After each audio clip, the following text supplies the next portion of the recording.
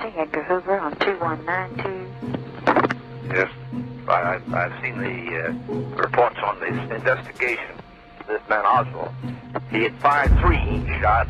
He then threw the gun aside, and he apparently had come down the 5 flights of steps stairway from the 5th floor. Now walking. You can prove that. Oh yes, we can prove that. Did anybody hear anybody saying it? Most of the employees were down on the lower floor, but he was stopped at the 2nd floor by a police officer, and some manager in the building told the police officer, well, he's all right, he works, so he can hold him. So they let him go. That's how he got out. From the time that I heard those shots, ran into that building and made it up to the 2nd floor, it was approximately a minute and a half to 2 minutes. In possibly less than 2 minutes, investigators came to the school book building with stopwatches and critical eyes. Not only police and government agents traced that route. Chief Justice Warren and some other commission members did it for themselves. I was interested in finding a specific witness to the assassination, which was Victoria Adams. She worked on the 4th floor of the Texas School Book Depository, and she knew Oswald. I went to the National Archives searching for her original testimony. I was told that the tape containing her testimony was missing. And later I learned that that tape had been destroyed by the Warren Commission. And so I finally ended up finding her and getting her side of the story. Vicki Adams was 22 at the time of the assassination, and she testified that immediately after the assassination, she ran down the back stairs to get outside to see what was going on. If that were true, she would have seen Oswald on the back stairs. But she testified that she saw and heard no one. She had realized that something was wrong because no one was believing her. So she asked David Bellin, who was questioning her, interview Sandra Stowles, a co-worker who went down the stairs with me.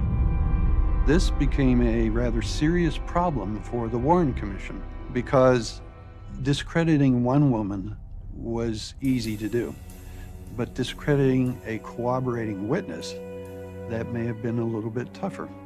So Bellin said, "We don't need Sandra Stowles, we have you." We've had Mr. Bellin here with us, too, one of our counsel who's been here several times. He knows this city now, and very few people do.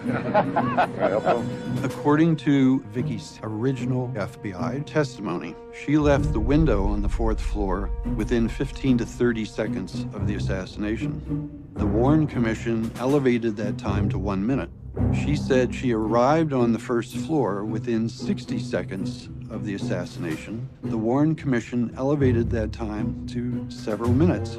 So what the Warren Commission did was successfully deceive the public into thinking that Vicki was just another confused witness. Case closed. Reenactments prove, the report says, that Oswald did have time, just enough time, to fire the shots, secret the rifle, and get down to the 2nd floor cafeteria. But in 1999, I found a document in the National Archives that had been suppressed for 35 years. It was a letter written by Assistant U.S. Attorney Martha Jo Stroud. It was a transmittal letter forwarding Vicki's signed testimony to J. Lee Rankin, the head honcho of the Warren Commission's investigation at that point. In the last paragraph of that letter, almost as an afterthought, we're introduced to a woman by the name of Dorothy Garner. Garner was Vicki's immediate supervisor, who had stood at the window with Vicki.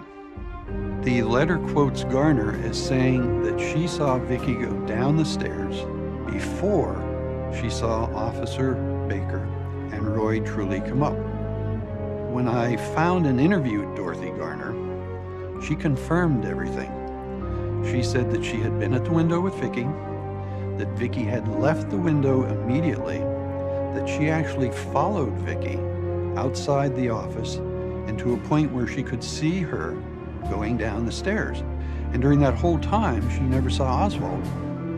So the Stroud letter became a very dangerous document for the Warren Commission.